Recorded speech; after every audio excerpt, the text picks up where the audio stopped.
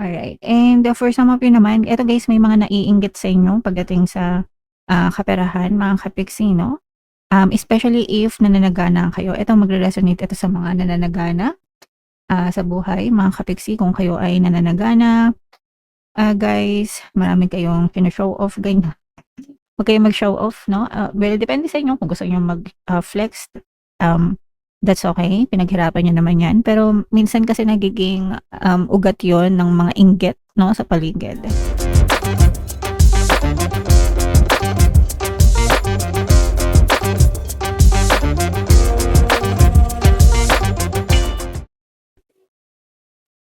Hello guys, hello Virgo, welcome back to Pinoy Pixie Tarot. Ang pamagat ng episode natin for tonight is full moon kapalaran para ngayong August to September para sa Virgo, Sun, Moon, Rising sign, and Venus. So yung ating full moon guys ngayong August ay sa August 28, tapos yung next na full moon naman natin ay sa September 26 mga kapiksi. So ang reading na to ay para sa period na yan.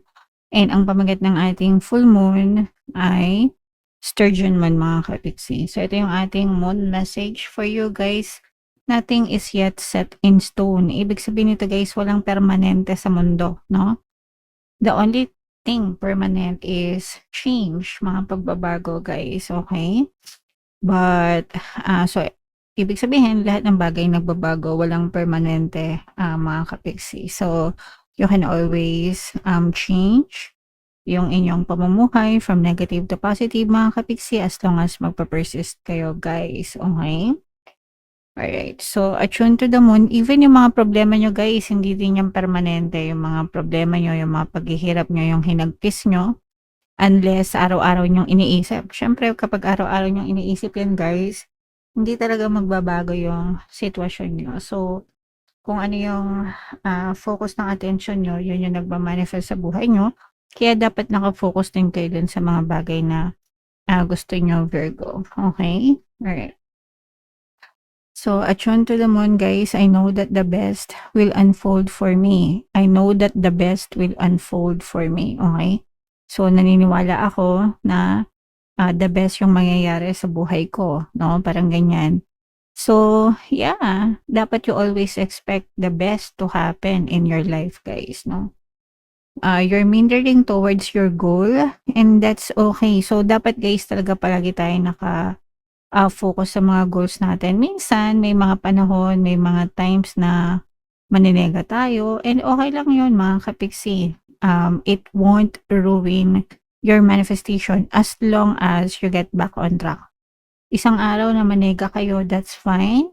Bawi kayo kinabukasan sa mga susunod na araw. Pero dapat mas damihan nyo yung pagiging positive kaysa sa negative. Kasi kung ano yung dominant energy nyo, ibig sabihin ng dominant, matimbang, no? Kung ano yung matimbang sa inyo, yun yung magmamanifest din sa buhay nyo, guys. Okay? Kaya dapat mas matimbang pa rin yung pagiging positive kaysa sa negative nyo, guys. Staying adaptable is the key to success for you now. Pag sinabing adaptable guys, yung marunong mag-adjust, madaling mag-adjust, no? So, dapat talaga nag-a-adjust tayo sa buhay natin para makasurvive tayo mga kapiksi. Okay? Make sure you're not being led astray. Huwag kayo basta-basta makikinig sa mga kanigahan.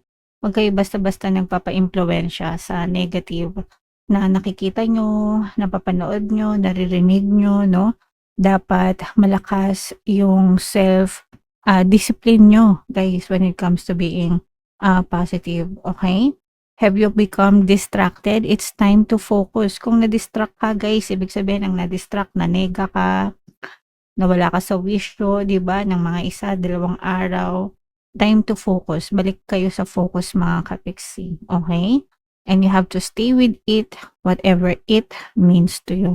So, dapat loyal kayo guys. Loyal kayo sa mga pangarap nyo. Loyal kayo sa mga dreams nyo, sa mga goals nyo, sa mga desires nyo.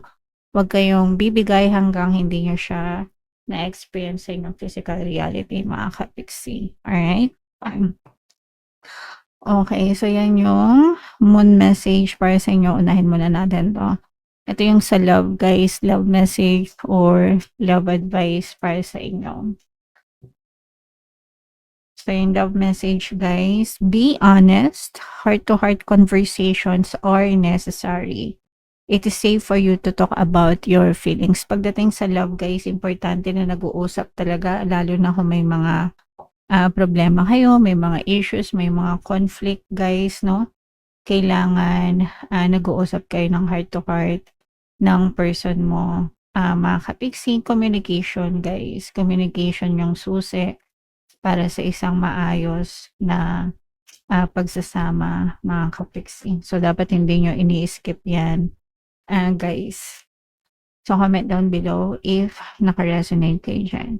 So, ito yung deck na gagamitin natin, Virgo. Hanapin natin yung energy nyo habang sinashuffle ka ta, guys. Panoorin nyo muna yung video natin regarding sa ating paano mag-manifest ng abundance video course. Kapiksi, sawa ka na ba sa mga struggles at hirap sa buhay mo? Masipag ka ba at masikap sa buhay ngunit hindi ka pa rin umaasenso? Ilang beses ka na bang nag-attempt mag-negosyo at mag-invest pero palagi ka pa rin nalulugi? Sa pagkakataon na ito ay maaaring may subconscious beliefs ka na nagiging balakid sa iyong pag-unlad at pagyaman. Introducing, paano mag-manifest ng abundance video course. Dito ay matututunan mong ma-overcome ang mga balakid mo para tuluyan ka ng umunlad, umasenso, sumagana, maging matagumpay, successful at maswerte sa iyong kabuhayan, pera, trabaho, negosyo, salapi at kaperahan ng bonggang-bongga. Dali, mag-send na ng email sa pinoypixitarot@gmail.com at simulan na ang iyong pagyaman ngayon. Alright. So, sa lahat ng sumagapin ng courses, guys, naka-flash sa screen yung mga available course natin. Mag-send lang kayo ng email sa pinoypixitarot@gmail.com. And sa mga naghahanap ng pampaswerte, guys, meron tayong money shaker chart. Ito yun, guys, no? Super liit na bote, pero super effective na to, guys, and super powerful. At saka ito, so ito yung ating WhatsApp number, guys. Chat nyo lang ako dyan sa mga gustong swertehin, mga kapiksi. So, Virgo, kaya in-represent ng King of Pents. Ito yung ating moon energy. This is both positive and negative.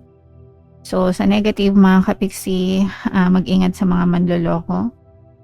Guys, especially pagdating sa pera. For some of you, guys, maaari kayong mabudol, no? Yung budol na yung nanghihypnotize, mga kapiksi, alam nyo ba yun? Di ko alam kung narinig yun na yun. Meron mga ganon, no, na nambubudol, na hindi yung budol na hindi yung budol na tipong, pwedeng ganun din, yung tipong na-impluensyahan ka para kuhaan ka ng pera, ganyan. Pero may malaking pera na mawawala sa inyo, guys, no? Kaya mag-ingat kayo sa mga tawag, yung mga maraming scam na ganun, guys, no? Yung mga voice phishing na tinatawag, mga kapiksi. So, mag-ingat kayo sa pagsagot ng mga tawag. Mag-ingat kayo dun sa mga credit card scam. At kung ano-ano pang klaseng scam, mga kapiksi, kasi malaking pera yung mawawala sa inyo, and parang mawawala kayo sa ulirat, no? So, make sure na mag-ingat kayo, mga kapiksi, para hindi kayo mawalan ng malaking halaga, guys. Okay? Alright. Sa love naman, ito, guys, this is your divine match. Actually, guys, may babalik sa inyo. May magbabalik sa inyo. This is a past relationship, past lover, mga kapiksi. And yung reason kung ba't magbabalik sa inyo ito is because divine match kayo nitong person mo, no? So, it's either soulmate mo siya or twin flame mo siya. Minsan, kahit soulmate, kahit twin flame, nagkakaroon ng separation only to be reunited again, no? Kasi meron kayong mga lessons na kailangan matutunan. And for some of you, pwedeng ganun yung nangyayari sa love life nyo, na pwedeng nagkahiwalay kayo nitong person na to, but meron ditong reconciliation na magaganap. You will be reunited again.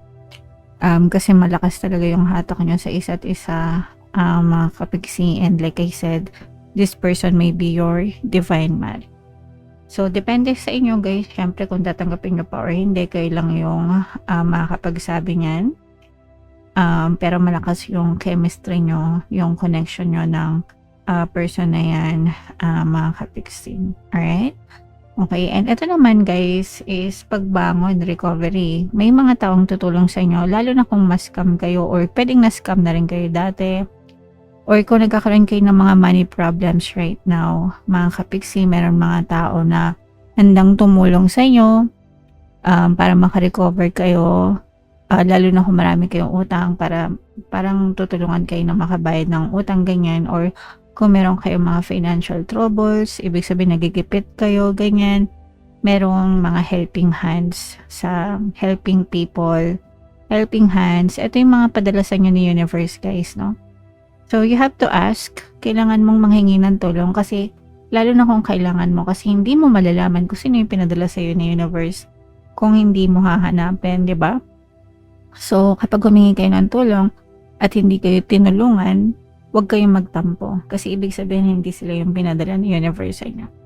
You have to keep on asking hanggang sa makita mo yung tao na tutulong sa iyo, and kapag tinulungan ka nila, ibig sabihin sila yung pinadala ni universe sa iyo. Okay? Especially if you're praying, mga kapiksi. Okay? Pero again, may mga tao tutulong sa inyo talaga at makaka-recover ka din, mga kapiksi. Okay? Alright. So, ito guys, no, yung sinasabi ko nga sa inyo na for some of you talagang malakas yung pagbabalik, reunion, reconciliation, reunion with your person kasi nga yung iba sa inyo pwedeng divine match kayo. Yung iba guys, pwedeng nakikiramdam pa lang itong person na to. Ibig sabihin, hindi pa siya fully na nakakapag-decide kung babalik siya. Pinapakiramdaman ka pa niya. But, nandyan na yung nakikibalita siya, nag-i-stalk siya. Pwedeng tinitingnan niya yung social media mo. Pwedeng nag-create siya ng mga dummy account or bogus account. Pwedeng nagtatanong-tanong na siya sa mga common friends nyo. Mga kapiksi. Okay? Alright. And for some of you naman, eto guys, may mga naiinggit sa inyo pagdating sa kaperahan, mga kapiksi, no? Especially if nananagana kayo. Ito magre-resonate ito sa mga nananagana sa buhay, mga kapiksi. Kung kayo ay nananagana, guys, marami kayong pina-show off, ganyan. Huwag kayong mag-show off, no? Well, depende sa inyo kung gusto nyo mag-flex. That's okay. Pinaghirapan nyo naman yan. Pero minsan kasi nagiging ugat yon ng mga inggit, no? Sa paligid. So, maraming naiinggit sa inyo dahil kayo ay nananagana, Virgo. Okay? Alright. So, yeah. Comment down below. Ito guys, i-main man nyo na tong mga reunion na to. Mga kapiksi, itong kasaganaan, itong pagbangon, recovery, mga tulong from other people, yan yung mga positive energies na nakita natin sa reading nyo. Comment down below if nakaresonate kayo dyan, guys. For more tarot readings, ito yung playlist nyo. Ito naman yung ating success stories ng paano mag-manifest ng abundance video course. Panoorin nyo itong video natin, guys, about money shaker jars. Thank you for liking, sharing, and subscribing. See you next time. I love you all, guys. Have a nice day. Bye-bye.